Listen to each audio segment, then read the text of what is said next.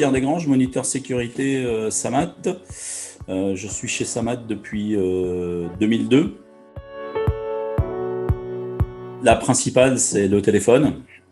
Alors qu'il soit tenu à la main ou en oreillette ou en kit main libre, viennent s'ajouter GPS, ordinateur, tablette, donc qui sont totalement proscrites chez SAMAT d'utilisation en roulant. Pendant une seconde, à 70 km/h, vous parcourez 20 mètres. Ça, c'est le temps normal. C'est-à-dire que si vous êtes au téléphone, vous mettez 2 secondes. Donc, vous avez parcouru 40 mètres.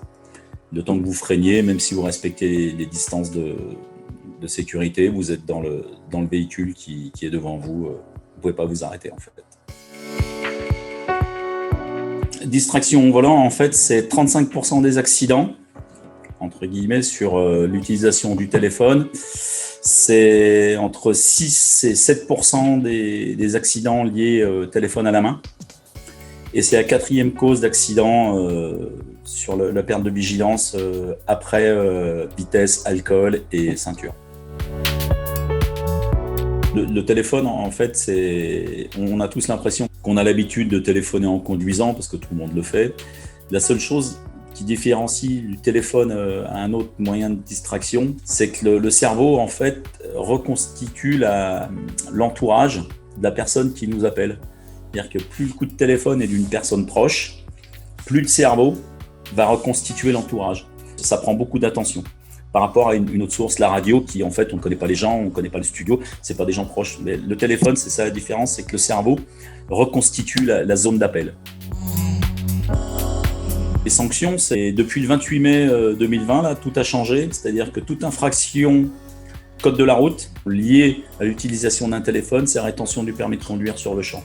C'est une sanction qui s'est alourdie, puisqu'en fait on a vu que c'était la 4e cause d'accident en France. Donc pour pallier à ça, le système a été durci.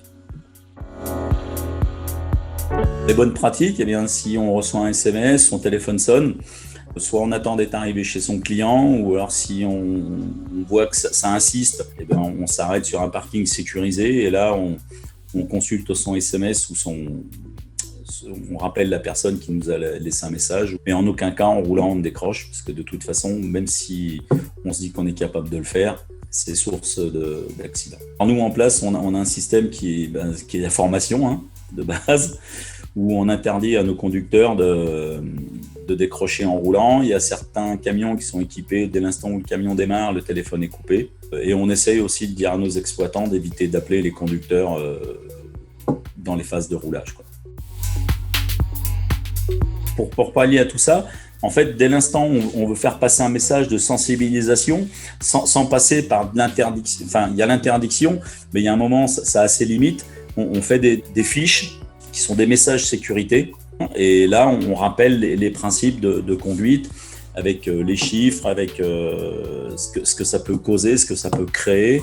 Nous, dans notre métier, en matière dangereuse, on sait que le téléphone, c'est très grave, parce qu'un camion, par exemple, qui se renverse, en matière dangereuse, c'est tous les 17 renversements ou 17 accidents graves, il y a un décès. Donc l'idée, c'est de ne pas atteindre ce chiffre-là par de la prévention, par de la formation, par de l'accompagnement et par la mise en place de campagnes sécurité, ce qu'on appelle des campagnes sécurité, qui peuvent être vigilance, drogue, alcool, fatigue, tout ce qui s'ensuit.